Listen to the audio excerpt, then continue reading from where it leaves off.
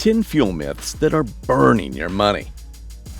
Gas prices are so high these days. I saw a guy filling up his car while checking his credit score. True story. And when people are desperate, that's when the myths start rolling in. Turn off your AC to save fuel. Buy gas in the morning. Use premium for better mileage.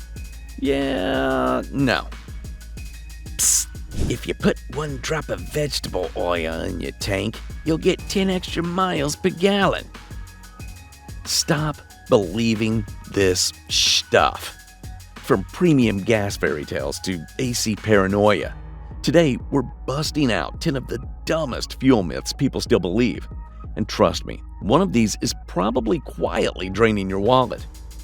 Let's separate fact from fiction before you waste another drop of fuel. Ah yes, the classic sweat it out for savings strategy. I once had a friend who refused to turn on his AC in the summer because he swore it guzzled gas. Dude was practically cooking in his own car like a slow roast. He'd show up places looking like he'd just ran a marathon in the Sahara. One time, we got into his car, and it was so hot, my phone literally gave me the temperature warning screen. I told him, man, at this point, the gas savings aren't worth the heat stroke. Truth, modern AC systems are way more efficient than they used to be. On highways, rolling down your windows actually creates aerodynamic drag, making your engine work even harder to maintain speed. So unless you enjoy marinating in your own sweat and turning your car into a mobile sauna, go ahead and use the AC. Your car and your passengers will thank you. And honestly, so will your deodorant. Back in the day, manual cars were the fuel efficiency kings. If you wanted to save gas, you drove a stick shift. But now, automatics have evolved like Pokemon. Smarter, faster, and way more efficient. I once borrowed a buddy's old stick shift car, thinking I'd be all cool and connected to the road. Instead, I spent the entire drive stalling at red lights, getting honked at, and praying I didn't have to stop on a hill. Seriously, have you ever tried doing a hill start in a manual with a line of cars behind you? It's like playing the world's most stressful game of don't roll backward and die. Fact, modern automatic transmissions use optimized gear ratios, smart sensors, and adaptive learning to match or even beat manuals in fuel efficiency. They shift gears with precision, reacting to road conditions faster than most humans ever could. Look, I get it. Driving a manual car can feel sporty, nostalgic, and like you're in a Fast and Furious movie. But unless you're racing or just really love shifting gears 100 times in traffic, it won't necessarily save you money. The only thing you'll gain is a stronger left leg from all that clutch work. Cruise control is great until you hit a hill. It's like a lazy driver who suddenly panics at the last second and slams on the gas to keep up. On flat roads, cruise control is your best friend. It keeps your speed steady, prevents unnecessary acceleration, and can actually help save gas. But the moment you start going up and down hills, that's when cruise control turns into that one friend who insists on driving aggressively, even when it's completely unnecessary. Truth. On flat highways, cruise control is a great tool for fuel efficiency. But on a hilly terrain, it's actually wasting gas by aggressively trying to maintain speed rather than adapting to the road naturally. Think of it like running up a hill at full speed instead of pacing yourself. Your legs, and in this case, your gas tank, will feel the burn. Hack. A smart driver eases off the gas on climbs and coasts on descents, something cruise control just isn't great at. So if you're on a long road trip, use cruise control on flat highways. But if you're hitting rolling hills, do your gas tank a favor and take control yourself.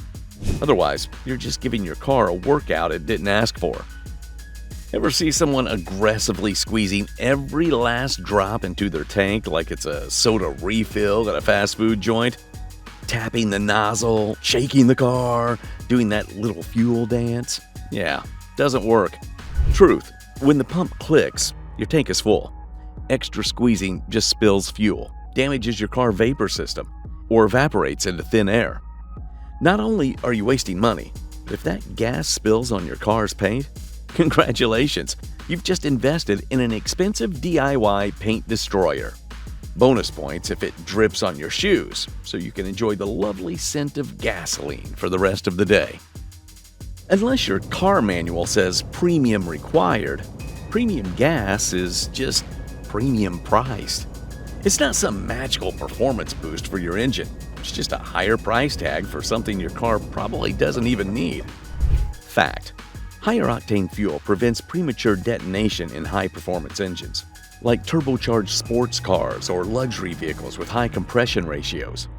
But if your car isn't built for it, filling up with premium won't give you better mileage, more power, or a smoother ride. You're just throwing extra cash at the pump for no reason. It's like feeding a 5-star steak dinner to a goldfish. Completely unnecessary, totally wasted, and honestly, just a little ridiculous. Unless your car specifically calls for premium, save your money and stick to regular. Your wallet and your engine will be just fine. You may have heard that filling up your gas tank in the early morning will save you money because the fuel is cooler and denser, meaning you get more for your money. But does this trick actually work? Gasoline is stored in underground tanks, where temperatures remain relatively stable throughout the day. This means fuel density doesn't fluctuate enough to make a noticeable difference in how much gas you're getting per gallon. Any savings would be so small that they're practically non-existent. It's like thinking your coffee will stay hotter if you pour it in the morning instead of the afternoon. It just doesn't work that way. Instead of worrying about when to fill up, focus on driving efficiently and maintaining proper tire pressure. That's where the real savings happen. I used to think this too, like my engine would just explode if the gas got too low. I'd be sweating bullets every time the fuel light came on, convinced my car was about to sputter, stall, and leave me stranded in the middle of nowhere. Fact: your car's fuel pump always pulls gas from the bottom of the tank, whether it's full or nearly empty. So no, running low on fuel won't instantly destroy your engine. That said, if you constantly run on fumes, you can overheat your fuel pump, which isn't great for long-term reliability. Think of it like skipping meals. You won't drop dead immediately, but over time, it's going to take a toll on your system. So while you don't need to panic every time you hit E, maybe don't make a habit of running on hopes and prayers either. Fun fact: most gas stations get their fuel from the same refineries. Yep, that premium brand you swear by probably came from the exact same supplier as the discount station down the road. The difference? Branding, marketing, and maybe a fancier looking pump. Fact: all fuel meets the same government standards for quality and performance. Some brands add extra detergents for engine cleaning, but unless your car specifically requires it, the difference is minimal at best. So unless your engine is super picky, or you're driving a high-performance sports car, no need to stress about brand names. Your car doesn't care if it's sipping fancy gas. It just wants fuel in the tank. Save your loyalty for your coffee shop, not your gas station. If fuel additives worked miracles, gas companies would already mix them in. Think about it. If a tiny bottle of magic juice could double your mileage or make your engine run like new, wouldn't every car manufacturer be recommending it? But they don't, because, well, they don't work like that. Fact: some additives can help clean old high-mileage engines by removing carbon buildup, but most are overhyped and offer little to no real-world benefits.